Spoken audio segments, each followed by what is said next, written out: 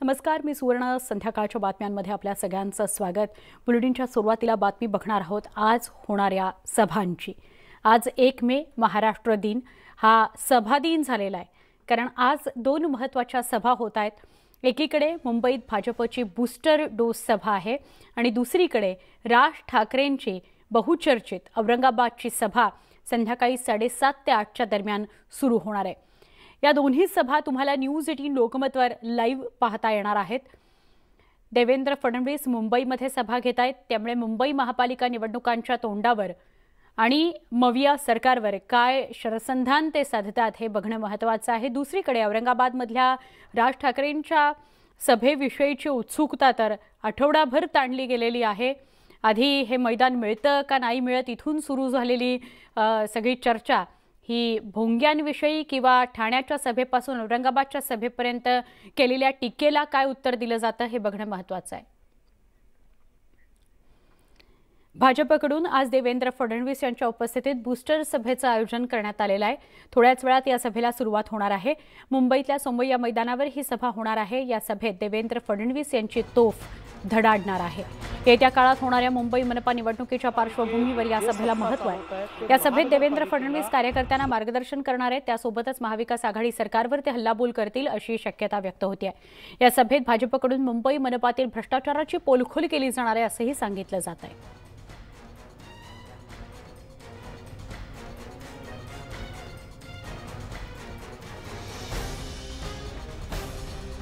ही सोमय्या ग्राउंडची दृश्य आहेत. तयारी सुरू असताना घेतलेली ही दृश्य आहेत आणि पुढच्या काही वेळामध्ये इथं देवेंद्र फडणवीसांची तोफ धडाडणार आहे. तर औरंगाबादच्या सभेकडे वळूया. अवघ्या काही तासात औरंगाबादमध्ये राज ठाकरे बोलणार आहेत. राज्यभरातून मनसैनिक औरंगाबादमध्ये दाखल झालेले आहेत. हिंदुत्व, हनुमान चालीसा आणि भोंगे या मुद्द्यावरून मनसैनिक आक्रमक पवित्रा घेतलेला आहे. त्यामुळे आजची सभा वादळी होईल अशी शक्यता व्यक्त होते. मनसैनिकांमध्ये उत्साह आहे. सभेची जय्यत तयारी झालेली आहे. आज राज ठाकरेंच्या निशाण्यावर कोण कोण येतं हे बघणं महत्त्वाचं आहे.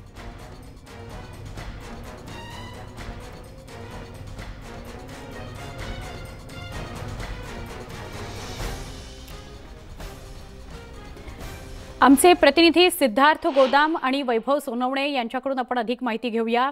औरंगाबादला सभा होते आहे. राज ठाकरे तिथं आता काय बोलतात, कुणाकुणाचा समाचार घेतात हे बघणं महत्त्वाचं आहे. सुरुवातीला सिद्धार्थ, मी आपल्याकडे येते. आपण सभास्थळी उपस्थित आहात. काय नेमकं वातावरण आहे? तयारी पूर्ण झालेली आहे का? कार्यकर्त्यांमध्ये ही उत्साह बघायला मिळतोय? सुवर्ण, तयारी कशी झालेली आहे, काय उत्साह आहे हे मी सांगण्यापेक्षा प्रत्यक्षात आपण प्रेक्षकांना दाखवूया. आपण बघतोय आतापासूनच सुरुवात झालेली आहे. सभेला जवळपास 3 तास बाकी आहेत. आतापर्यंत जवळपास 30% जे आहे मैदान भरून गेलेलं आहे. सभेला आणखी 3 तास आहे. 100% हे मैदान पूर्णपणे भरू शकते. अनेक लोकांना बाहेर राहावं लागेल, कारण एवढं जवळपास 42 तापमान आहे आणि लोक आतापासूनच जमायला सुरुवात झालेले आहेत.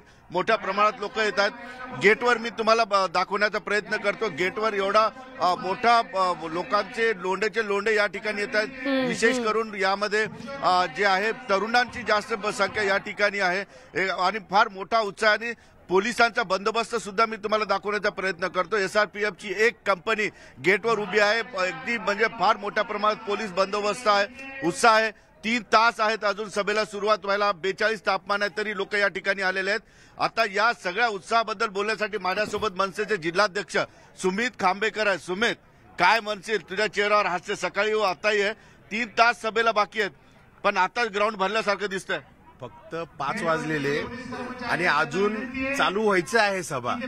हे शिवसेनेचे चंद्रकांत खैरे साहेब म्हणत होते ना की 5000 लोक पण नाही येणार, 200 लोक येणार नाही, 300 लोक येणार नाही. त्यांनी हे बघावं, हा भगवा सागर, आणि हाच भगवा सागर आज तुम्हाला उत्तर देणार आहे.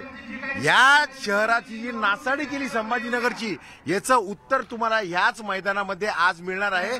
खैरे साहेबांनी आता भिंग लावून या ठिकाणची गर्दी बघावी, एवढंच मी त्यांना सांगतो. काय म्हणशील? आणखी 3 तास आहेत, 42 तापमान आहे, लोकांचा उत्साह, लोक आणखी यायला सुरुवातच आहे, आणखी बराच वेळ. मी सकाळीच बोललेलो होतो की या ठिकाणी हिंदुत्वाचा सुनामी संध्याकाळी येणार आहे आणि ही हिंदुत्वाची सुनामी तुम्हाला दिसत असेल. आम्ही जो म्हणत होतो की आम्हाला अंडरकरंट माहिती आहे, माननीय राज साहेबांना प्रचंड मोठ्या प्रमाणावर ताकद मिळालेली आहे संभाजीनगरमधनं आणि हीच ताकद तुम्हाला सगळी दिसत असेल. फक्त 5 वाजले, अजूनही सभा सुरू झालेली नाही. 3 तास बाकी आहे. निश्चितपणे सुवर्णा बराच वेळ आहे, खूप उन्हाचा तडाखा आहे, जवळपास 42 तापमान आहे आणि 3 तासाआधी जेवढे लोक आहेत 3 तासात आणखी बराच लोक या ठिकाणी येतात. नक्की. सिद्धार्थ, तुझ्याकडनं अशीच माहिती घेऊ, तू असा सोबत राहा. वैभव सोनवणे सुद्धा आपल्या सोबत आहेत मनसेच्या सभास्थळावरून आणि आता जिथे देवेंद्र फडणवीसांची सभा होते आहे तिथून आमचे प्रतिनिधी तुषार रुपनवर सुद्धा आपल्या सोबत आहेत. तुषार, तुझ्याशी संवाद साधतो मुंबईतल्या सभेविषयी. मात्र आधी वैभव तुझ्याकडे येते. वैभव, तू तर आत्ता हा सगळा जो काही जनसागर सभास्थळी येतो आहे तोही पाहतो आहेस आणि पुण्यापासून औरंगाबाद पर्यंत कुठे कुठे राज ठाकरेंचा थांबा होता, तिथे किती गर्दी होती, किती मोठ्या संख्येने उत्साह होता सगळ्या मनसे कार्यकर्त्यांमध्ये, हे सगळं तू अनुभवलेलं आहेस, पाहिलेलं आहेस. जी टीका होतीये वारंवार, जो आरोप होतोय की पैसे देऊन गाड्या भरून लोक मागवली जात आहेत, याच्याविषयी वैभव तू अधिक सांगू शकशील? नाही सुवर्ण, मला या दाव्यामध्ये तथ्य वाटत नाही. राज ठाकरेंच्या सभेला पैसे देऊन माणसं आणावी लागतील असं अजिबात नाहीये. इथलं वातावरणच आहे किंवा एकूण या सभेसाठी राज ठाकरे यांना जी वातावरण निर्मिती करायची होती, आपल्याला एक गोष्ट लक्षात घ्यावी लागेल. आज नाही, 15 दिवसांपूर्वी या सभेची तारीख राज ठाकरे यांनी घोषित केली होती. त्यानंतर ते पुण्यामध्ये एकदा माध्यमांशी बोलले आणि हा टेम्पो जो आहे तो मेंटेन करत करत वाढवत त्यांनी नेलेला होता. ते मुंबईहून पुण्याला आले, पुण्याहून औरंगाबादला आले आणि या प्रवासाच्या दरम्यान त्यांनी बाय रोड येणं का पसंत केलं त्याचं स्पष्ट कारण होतं. काल ज्या पद्धतीने त्यांचं स्वागत झालं, जो एक मोठा सिनारिओ क्रिएट करण्यामध्ये त्यांना यश मिळालं, त्याचीच त्यांना गरज होती. कारण गेले कित्येक दिवस मनसेच्या एकूण या भूमिकेपर्यंत येईपर्यंत, हिंदुत्वाच्या भूमिकेपर्यंत येईपर्यंत हा सगळा प्रवास जो होता मनसेचा तो डाऊनफॉल सारखा होता. म्हणजे मनसेच्या प्रसिद्धीला म्हणा किंवा लोकप्रियतेला म्हणा उतरती कळा लागलेली होती. आता मात्र त्यांनी हिंदुत्वाचा मुद्दा घेतल्यानंतर ज्या पद्धतीनं अंडरकरंट्स जाणवत आहेत किंवा ज्या पद्धतीनं त्यांना प्रतिसाद मिळतोय, हे सगळं जर बघितलं तर त्याची धग जाणवल्यानंतरच राज ठाकरेंनी या सभेला औरंगाबादमध्ये घेण्याचा निर्णय घेतला. कारण इथं मिळणारा रिस्पॉन्स जो आहे, ध्रुवीकरणानं म्हणा किंवा हिंदुत्ववादाच्या राजकारणाला इथं मिळणारा रिस्पॉन्स जो आहे तो पाहता संभाजीनगर किंवा औरंगाबाद हे त्यांच्यासाठी अत्यंत उत्कृष्ट ठिकाण होतं. याच सभेला, जिथं ही सभा होणार आहे, या सभेला जायच्या रस्त्यावरती आम्ही आहोत. साधारण सभेपासून अर्धा किलोमीटर अलीकडे पोलिसांनी बॅरिकेटिंग केलंय. आसपासची सगळी दुकानं जी आहेत ती बंद केलीत. इमर्जन्सी सर्व्हिसेसची दुकानं वगळता, मेडिकल आणि किराणा मालाची दुकानं वगळता बाकीची सगळी दुकानं जी आहेत ती बंद केलेली आहे. इथे येणारी गर्दी ही अजिबात आणल्यासारखी नाही किंवा नियोजित नाही. राज्यभरातनं वेगवेगळ्या ठिकाणाहून मनसेचे कार्यकर्ते जे आहेत ते इथे येत आहेत आणि कुणी काही सांगायच्या ऐवजी ट्रॅफिक जे आहे ते किलोमीटरभर अलीकडे गाड्या सोडायला लावल्या जातात, पार्क केल्या जातात आणि त्यानंतर इथून पायी पाठवलं जातं लोकांना. या सगळ्यांमध्ये एक उत्स्फूर्तता आहे. या अशा पद्धतीनं ज्यांना पैसे देऊन आणलं जातं किंवा गर्दीची पैसे देऊन आणले जाते ते अशा पद्धतीने येत नाहीत. मोठा तरुणांचा भरणा आहे. एक गोष्ट लक्षात घ्यावी लागेल, जे नवयुवक आहे किंवा नवतरुण जे आहेत, नव्यानं तारुण्यामध्ये आलेली जी मुलं आहेत, या सगळ्या मुलांना राज ठाकरेंच्या या अॅग्रेशनचं, आक्रमकतेचं प्रचंड कौतुक कायम राहिलेलं आहे. सुरुवातीपासून त्यांना प्रचंड मोठा पाठिंबा जो आहे तो तरुणांचा, युवकांचा मिळत राहिलेला आणि लोक असे जथ्थ्यानं येत आहेत. मोठ्या संख्येने या सभेच्या ठिकाणी जाण्याचा प्रयत्न जो आहे तो त्यांच्याकडून केला जातोय. पोलिसांकडून इतर कुठल्याही वस्तू, पाण्याच्या बाटल्या सुद्धा सभेच्या ठिकाणी नेऊ दिल्या जात नाहीयेत. जोरदार घोषणा पाहिजे तुझ्या आजूबाजूला वैभव बघायला मिळते, जोरदार दिल्या जातात. वैभव, तू असा सोबत राहा. माझ्या मागे बघू शकतो हा सभेच्या ठिकाणी जाणारा हा रस्ता आहे आणि या रस्त्यावरती लोकांची 3 तास आधीच गर्दी सुरू झाली. याचं कारण स्पष्ट आहे. राज ठाकरे हे साधारण 7 वाजता रामा इंटरनॅशनलमधून निघतील. 7:30 वाजेपर्यंत ते सभेच्या ठिकाणी पोहोचतील आणि 8 वाजता बरोबर ते बोलायला उभे राहतील. जे यापूर्वीचं त्यांच्या सभेचं एकूण नियोजन असतं ते बरोबर माध्यमांच्या प्राईम टाईमच्या वेळेसच बोलायला उभे राहतात. याचं कारण त्यांना ऐकणारा श्रोतावर्ग जो आहे तो मोठा आहे किंवा लोकांना राज ठाकरेंच्या भाषणाचा लहेजा, त्यांची सभा पाहायला ऐकायला आवडते. त्यामुळे ज्या माध्यमातून होईल त्या माध्यमातून त्यांना प्रतिसाद जो आहे तो मिळत राहतो. या सगळ्या ऐकणाऱ्या लोकांना पैसे देऊन आणण्याची काही गरज नाही. याचं कारण राज ठाकरेंच्या सभेमध्ये कंटेंट असतो, ॲग्रेशन असतं, आक्रमकता असते. आणि या सगळ्या पार्श्वभूमीवरती त्यांनी नेमकं काय बोलतात आज, याचं कारण त्यांच्या राजकारणाची ही नवी ओळख जी आहे हिंदुत्ववादाची, ती त्यांना पुढे घेऊन जायला संभाजीनगरमध्ये, औरंगाबादमध्ये त्यांना मदत होते का हे पाहावं लागेल. याचं कारण 3 तारखेला ईद आहे. या ईदनंतर भोंगे जर उतरवले नाहीत तर राज ठाकरेंचे कार्यकर्ते हे मशिदींसमोर आरत्या करतील अशी भूमिका त्यांनी यापूर्वीच घेतलेली होती. त्यावरून मोठा गदारोळ झाल्यावरती नेमकं आता ते या सभेतून काय दिशा देतात याचं कारण इथून खरी सुरुवात जी आहे मनसेच्या नव्या राजकारणाची, नव्या संघटनेची, ती होऊ शकते. याचं कारण काडर उभं करण्यासाठी जो एक आदेश द्यावा लागतो किंवा एक ट्रिगर जो द्यावा लागतो तो आज राज ठाकरे देतील अशी अपेक्षा आहे. हेच बाळासाहेबांनी 1988ला केलेलं होतं आणि औरंगाबादनं त्यांना मोठी साथ दिलेली होती. इथूनच शिवसेना मुंबईच्या बाहेर वाढायला लागली, ती औरंगाबादमधून वाढायला लागलेली होती. कारण इथं फार पटकन हिंदू मुस्लिम ध्रुवीकरण होतं.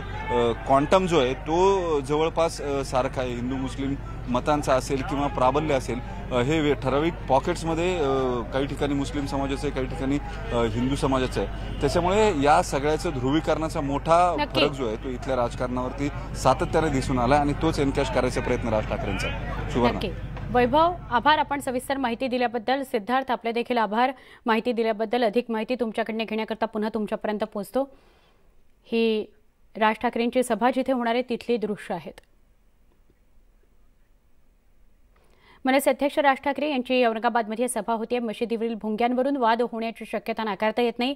या सभेबद्दल गृहराज्यमंत्री शंभूराज देसाईंना विचारलं असता त्यांनी राज्यातील कायदा आणि सुव्यवस्था बिघडणार नसल्याचं म्हटलेलं आहे. कायदा आणि सुव्यवस्था किंवा शांतता ठेवण्याची जबाबदारी ही पोलीस विभागाची जबाबदारी आहे. कुठल्याही परिस्थितीला सामोरं जाण्याच्या दृष्टिकोनातून संपूर्ण पोलीस विभाग तयारीमध्ये आहे. त्यामुळं कुठल्याही प्रकारची अनुचित घटना घडणार नाही अशी अपेक्षा आहे. तशा प्रकारचं कुठलं काही घडलं तर त्याला सामोरं जायला पोलीस तयार आहेत. माझी सगळ्यांना हीच विनंती आहे की सगळ्यांनी सामाजिक सलोखा राखण्याच्या दृष्टिकोनातून सहकार्य करावं. किंवा जातीय सलोखा ठेवणं आणि महाराष्ट्रामध्ये कुठेही वातावरण खराब होणार नाही याबद्दलची काळजी घेणं हे प्रत्येकाचं कर्तव्य आहे.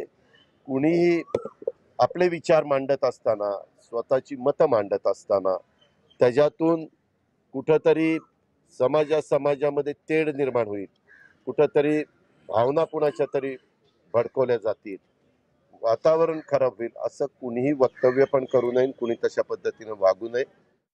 स्पॉन्सर कोण करताय ते कळू देत ना आम्हाला, नाही माहिती. स्पॉन्सर करताना आमचे मित्र. अच्छा, जुने मित्र का? जुने मित्र.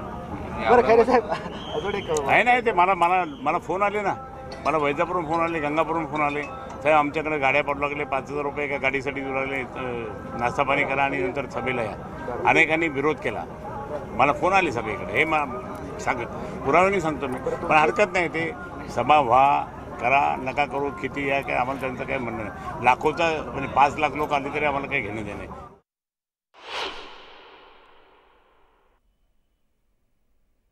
जरी आमच्या पोलीस दलाची आहे, कोणाची सभा कुठं होते आहे, त्या सभेमध्ये कोण काय बोलतं याच्यापेक्षा कोणाच्याही वक्तव्यामुळं वादविवाद निर्माण होणार असेल, समाजामध्ये तेढ निर्माण होणार असेल तर त्याच्यावर निर्बंध आणण्याची जबाबदारी किंवा त्याच्यापासून जर कशी काय परिस्थिती निर्माण झाली तर ती नियंत्रणात आणण्याची जबाबदारी आमच्या पोलीस दलाची आहे.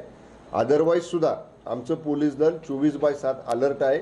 आणि अशा पार्श्वभूमीवर जी तुमची सभा आजची म्हणताय त्यातलं येणारं वक्तव्य किंवा 3 तारखेचा अल्टिमेटम, या सगळ्या पार्श्वभूमीवर आमचं वाशिम पोलीस दल सुद्धा सतर्क आहे. कुठल्याही परिस्थितीत कायदा सुव्यवस्था जिल्ह्यातली बिघडणार नाही, जिल्ह्यातलीच नाही राज्यातली बिघडणार नाही. अशा पद्धतीचं नियोजन, अशा पद्धतीची खबरदारी आमच्या गृह विभागानं संपूर्ण महाराष्ट्रामध्ये घेतलेली आहे.